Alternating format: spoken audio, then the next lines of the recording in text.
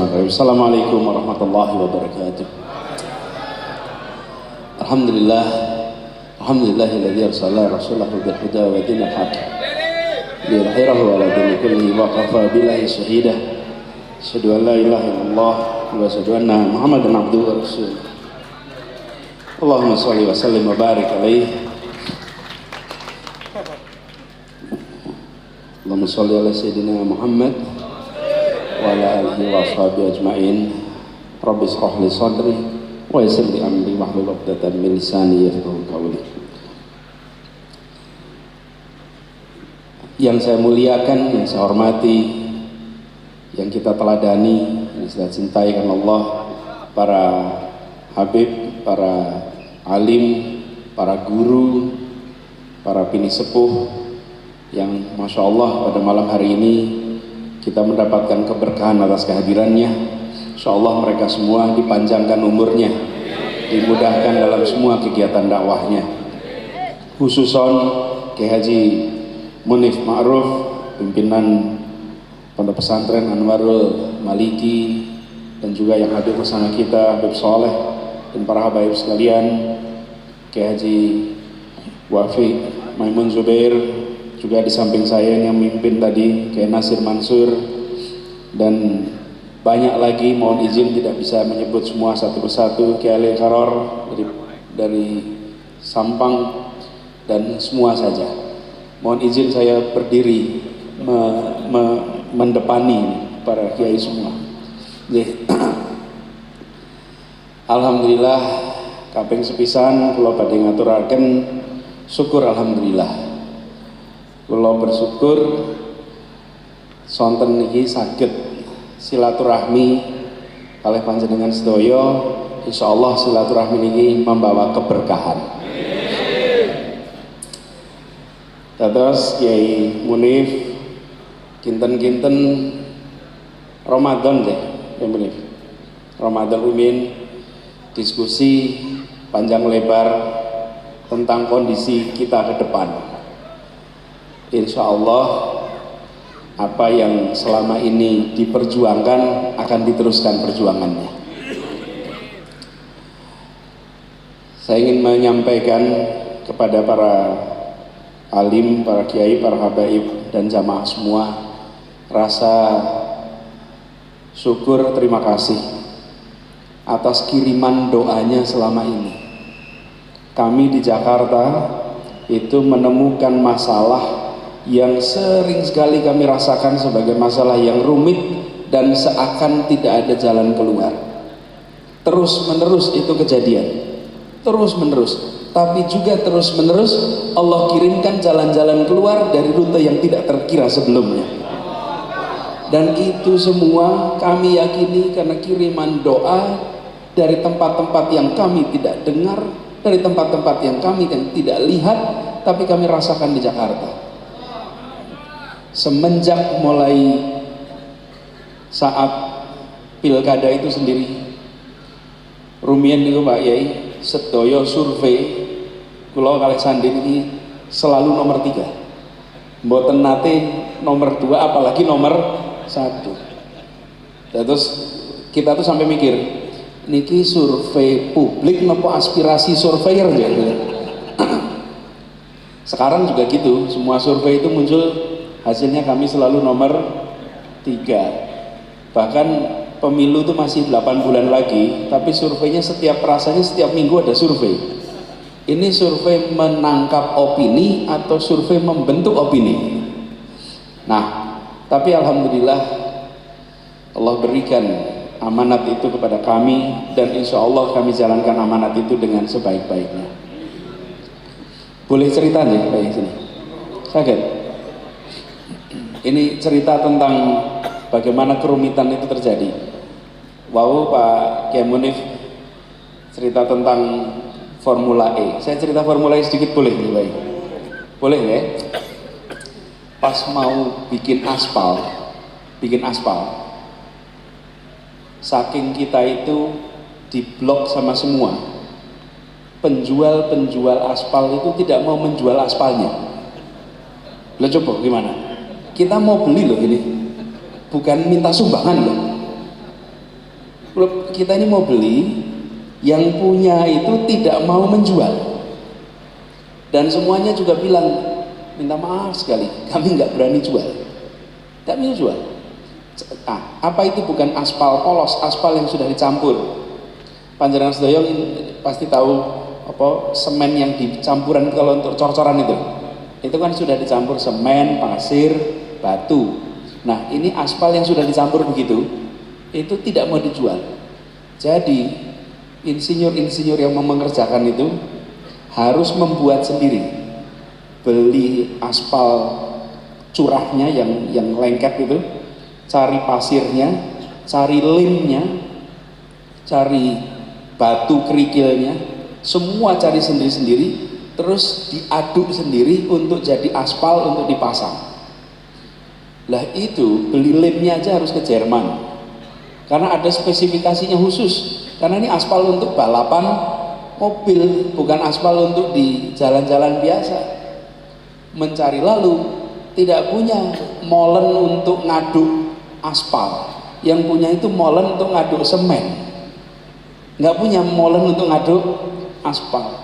Dicarikan semua, waktunya mepet, hitungan kita tidak mungkin nyanda untuk membangun seluas itu, sepanjang itu.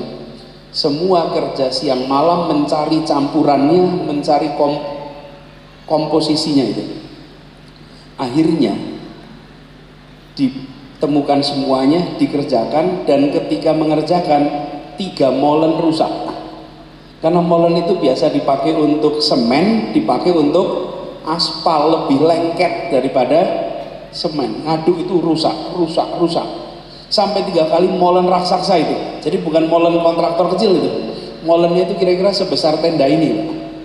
Molennya itu jebol 3 kali. Dah, akhirnya dipasang, digelar, selesai.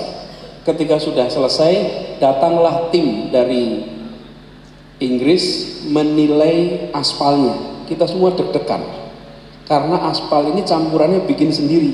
Biasanya campurannya udah beli jadi, dinilai oleh mereka, dilakukan assessment, keluar hasilnya, dan hasilnya ini adalah aspal pemasangan terbaik dalam sejarah Formula E di seluruh dunia.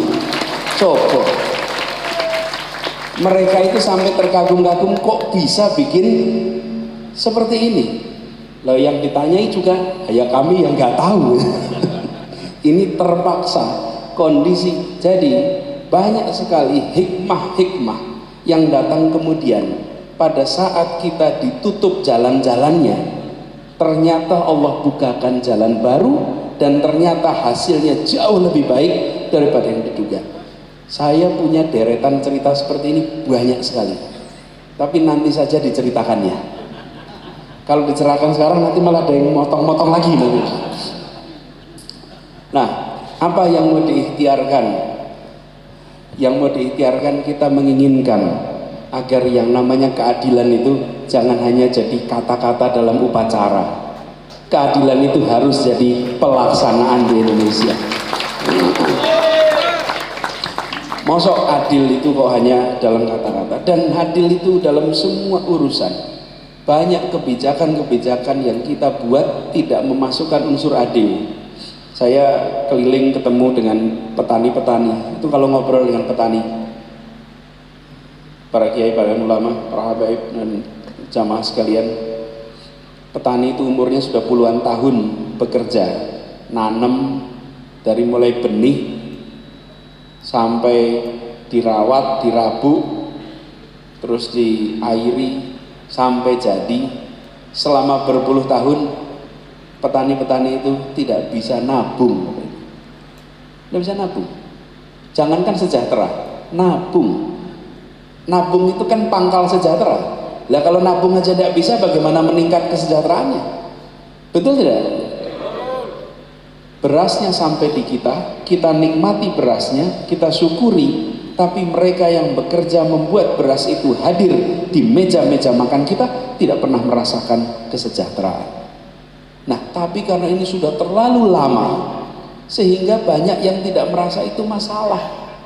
Kalau ngobrol kali petani, pripun kabar, wah jadi susah ceritanya. Tapi ketika ditanya, nerimoin pandum, Mbak. Menerima ini sebagai sebuah kenyataan, bukan diterima sebagai masalah. Saya beri contoh. Kalau di rumah panjenengan